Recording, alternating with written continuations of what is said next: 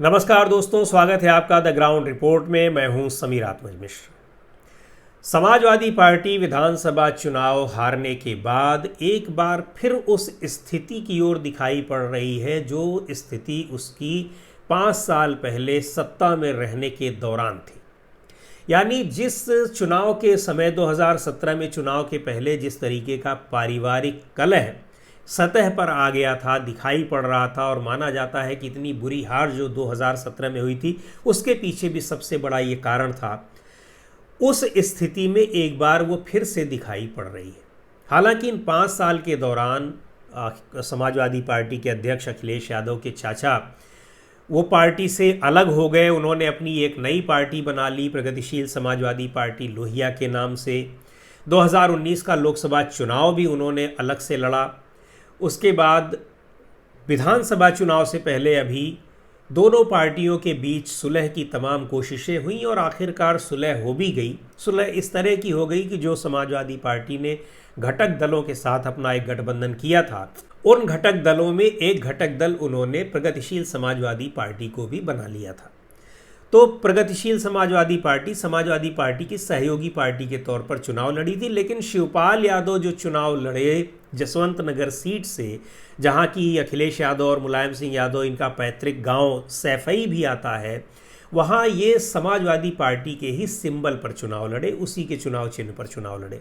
उसकी कुछ तकनीकी दिक्कतें थी कि प्रगतिशील समाजवादी पार्टी लोहिया को सिंबल नहीं मिल पाया, इस वजह से ये लड़े, वो एक अलग मुद्दा है। लेकिन जैसे ही चुनाव ख़त्म हुए तो और जो नज़दीकियां दिखाई पड़ रही थीं, शिवपाल यादव जगह जगह जाकर के उन्होंने प्रचार किया और कई बार ये बयान दिया कि उनका एकमात्र उद्देश्य समाजवादी पार्टी को दोबारा सत्ता में लाना है, अखिलेश यादव को मुख्यमंत्री बनाना है। लेकिन अखिलेश यादव की तरफ से उनको वो तवज्जो फिर भी नहीं दी गई। तीसरे चरण के बाद उनको चुनाव प्रचार में एक जो स्टार प्रचारक होता है उसका दर्जा दिया गया। फिर भी उनको कई जगहों पर चुनाव प्रचार के लिए भेजा नहीं गया। क्यों नहीं भेजा गया इसकी चर्चा हम लोग थोड़ी देर में करते हैं, लेकिन अभी हम लोग बात करेंगे चुनाव के बाद जो हो रहा है। चुनाव के बाद हार की समीक्षा के लिए शिवपाल यादव ने काफ़ी उत्सुकता दिखाई। उन्होंने कहा भी कि हारे हैं हम लोग संगठन की कमज़ोरी से, संगठन 1 साल में नहीं तैयार होता, इसके लिए 5 साल मेहनत करनी पड़ती है और अब हम अपने संगठन को और मजबूत बनाएंगे। लेकिन अखिलेश यादव की तरफ से फिर भी उनको कोई महत्व नहीं दिया गया। ये दूरियां दोनों में साफ तब दिखाई दी जब होली के मौके पर सैफई में उनके पैतृक गांव में कार्यक्रम हुआ और वहां पर साफ तौर पर दिखाई दिया कि अखिलेश यादव शिवपाल यादव से दूरी बना करके रह रहे हैं। अब 2 दिन पहले समाजवादी पार्टी के विधायक दल की बैठक हुई, उसमें शिवपाल यादव इंतज़ार कर रहे थे, चूँकि वो टेक्निकली समाजवादी पार्टी के ही विधायक हैं। भले ही उनकी पार्टी का विलय समाजवादी पार्टी में नहीं हुआ है, हालांकि वो शिवपाल यादव चुनाव से पहले ही विलय करना चाहते थे, लेकिन नहीं हुआ है। तो उनको ये उम्मीद थी कि समाजवादी पार्टी के विधायक होने के नाते विधायक दल की बैठक में उनको बुलाया जाएगा। एक बात और कह दें कि जब चुनाव हारी समाजवादी पार्टी, उसके बाद अखिलेश यादव चूँकि आजमगढ़ से लोकसभा के सदस्य थे, तो ये भी एक बार सुनने में आया कि शिवपाल यादव को शायद विधायक दल का नेता बनाया जाएगा और अखिलेश यादव लोकसभा की अपनी सीट को नहीं छोड़ेंगे। लेकिन अखिलेश यादव ने लोकसभा की सीट छोड़ने का फैसला किया और विधायक दल के नेता वो खुद बन गए। अब वो विधानसभा के सदस्य हैं। पर शिवपाल यादव को जब नहीं बुलाया गया विधायक दल की बैठक में तो नाराज़ हो गए और नाराज़ होकर के वो दिल्ली चले गए। उन्होंने अपनी नाराज़गी लोगों से व्यक्त की, मीडिया के सामने व्यक्त की। समाजवादी पार्टी की ओर से जो इसके पीछे तर्क दिया गया या इसकी वजह बताई गई, उसकी वजह यही बताई गई कि ये बैठक चूँकि समाजवादी पार्टी के विधायकों की थी, इसलिए उनको नहीं बुलाया गया। जब घटक दलों के नेताओं की बैठक होगी तब उनको बुलाया जाएगा। जब घटक दलों की बैठक हुई तब शिवपाल यादव को जब बुलाया गया तो वो नाराज़ होकर के उस बैठक में नहीं शामिल हुए, जबकि उस बैठक में सुहेल देव भारतीय समाज पार्टी के नेता ओम प्रकाश राजभर शामिल हुए, जनवादी पार्टी से डॉक्टर संजय चौहान शामिल हुए, महान दल से केशव देव मौर्य शामिल हुए और राष्ट्रीय लोकदल से राजपाल बालियान और अपना दल कमेरावादी से पंकज निरंजन शामिल हुए, लेकिन शिवपाल यादव उस पार्टी की बैठक में नहीं गए और नाराज़ होकर के वो चले गए, वहाँ से गए ही नहीं और उन्होंने अपनी नाराज़गी मीडिया में व्यक्त की। उसके बाद उन्होंने भारतीय जनता पार्टी के नेताओं से बैठकों का दौर शुरू किया और सबसे पहले उन्होंने जो बैठक की वो मुख्यमंत्री योगी आदित्यनाथ के साथ बैठक की। तो हालांकि उनकी पार्टी की ओर से ये कहा जा रहा है कि ये एक कर्टिसी विजिट है और इसके कोई राजनीतिक निहितार्थ नहीं निकाले जाने चाहिए।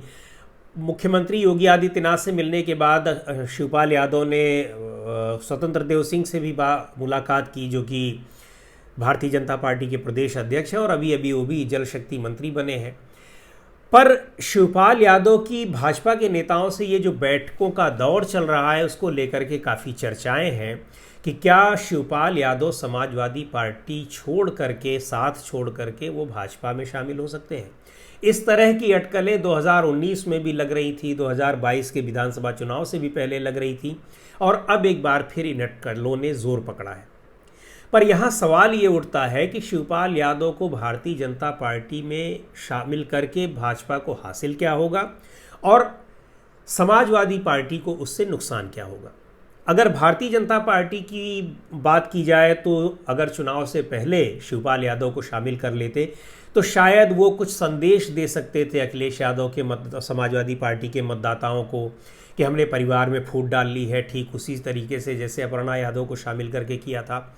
लेकिन उस समय अगर नहीं ये हो पाया तो अब उसका कोई बहुत फ़ायदा भारतीय जनता पार्टी को नहीं होने वाला है, बल्कि फ़ायदा की बजाय नुकसान ही होने वाला है। नुकसान इस तरीके से कि भाजपा में खुद ही अभी सहयोगी दलों से लेकर के उसकी अपनी पार्टी में बहुत से लोग एकोमोडेट करने के लिए बचे हुए हैं, तो इनको लेकर के एक लायबिलिटी वो अपने ऊपर क्यों मोल लेगी।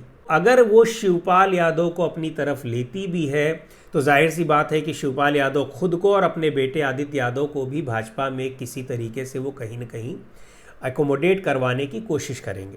लेकिन उसको नुकसान एक और जो सबसे बड़ा होगा वो ये भी होगा कि बीजेपी की सरकार में अखिलेश यादव की सरकार के समय जो तमाम घोटालों की जांच हो रही है, चाहे उसमें गोमती रिवर फ्रंट हो और भी कई घोटाले शामिल हों, वो सारे के सारे घोटालों में कहीं न कहीं सीधे तौर पर शिवपाल यादव ही जुड़े रहे हैं उससे, क्योंकि उस समय वो पीडब्ल्यूडी मिनिस्टर थे, सिंचाई मंत्री थे और उन्हीं के समय में ये सारे काम हुए थे।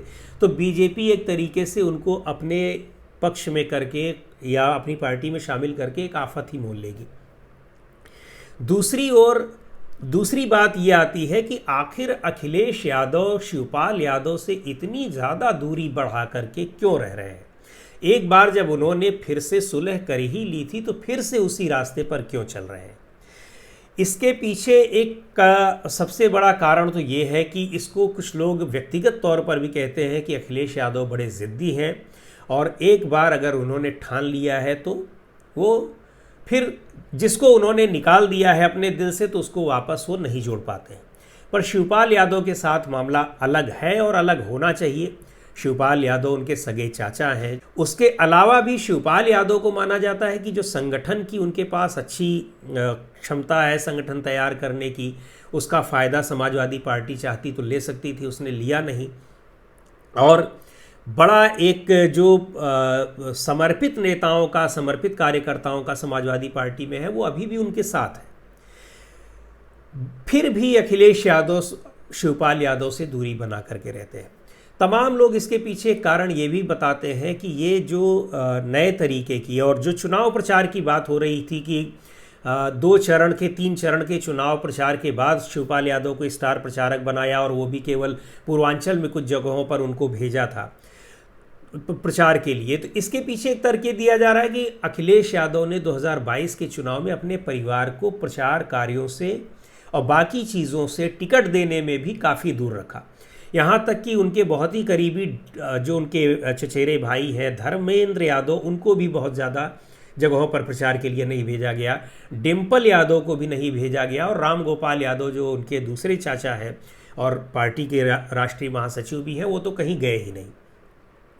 तो इसलिए वो ये जो परिवारवाद का उनके ऊपर आरोप लगता था, तो इसके ज़रिए वो ये दिखाना चाह रहे थे कि उन्होंने अपने परिवार को जो परिवारवाद का आरोप लगता है उससे वो कितना उस चीज़ से दूर हट रहे हैं।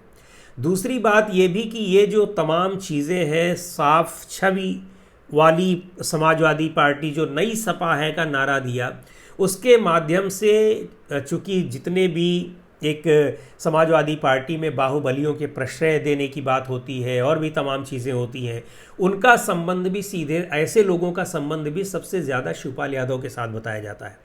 तो शायद इस छवि से भी दूरी बनाना चाह रहे हों अखिलेश यादव, और उसकी वजह से उनको तमाम नुकसान उठाना पड़ रहा हो। उनके पास चाहे अच्छे सलाहकारों की कमी हो, संगठन की क्षमता जिस तरीके की शिवपाल यादव में है उस तरीके की क्षमता रखने वाले दूसरे लोग ना हों, लेकिन वो अपनी पार्टी को एक साफ सुथरी छवि वाली पार्टी के तौर पर स्थापित करने के लिए इन सब चीज़ों से भी समझौता कर रहे हैं। लेकिन बात फिर से वहीं पर आ जाती है कि अगर शिवपाल यादव फिर से समाजवादी पार्टी का साथ छोड़ देते हैं तो क्या ये उनको नुकसान पहुंचाने वाली स्थिति होगी या फिर इससे कोई फ़र्क नहीं पड़ेगा। ख़ास तौर पर उस स्थिति में जब भारतीय जनता पार्टी किसी एक बड़े यादव नेता की या यादव समुदाय के एक किसी बड़े फेस की तलाश कर रही हो। लेकिन ये भारतीय जनता पार्टी के लिए भी उतनी ही मुश्किल बात होगी या उतनी ही बड़ी चुनौती होगी जितनी अखिलेश यादव के लिए उनके कद के नेता को तैयार करना, कि वो शिवपाल यादव को पार्टी में ला करके करेगी क्या और उनको लाने से उसको फ़ायदा ज़्यादा मिलेगा या नुकसान ज़्यादा होगा। तो आज के वीडियो में दोस्तों इतना ही। अगले वीडियो में एक नई चर्चा के साथ, एक नए मुद्दे के साथ हम फिर आपके सामने हाजिर होंगे। आपको एक बार फिर याद दिला दें कि हमारे YouTube चैनल को अगर आपने सब्सक्राइब न किया हो तो जल्दी से जल्दी उसको सब्सक्राइब करें, और उस पर जो एक घंटे जैसी आकृति बनी होती है, जो बेल आइकॉन बना होता है, उसको भी आप दबा दें ताकि आपको जो नए वीडियो अपलोड होने की जो सूचना होती है वो तुरंत मिल जाए और आप हमारे वीडियो को अपलोड होते ही देख सकें। हमारे फेसबुक पेज पर, इंस्टाग्राम पर और ट्विटर पर भी आप हमें फॉलो कर सकते हैं और उसके ज़रिए हमसे जुड़ सकते हैं।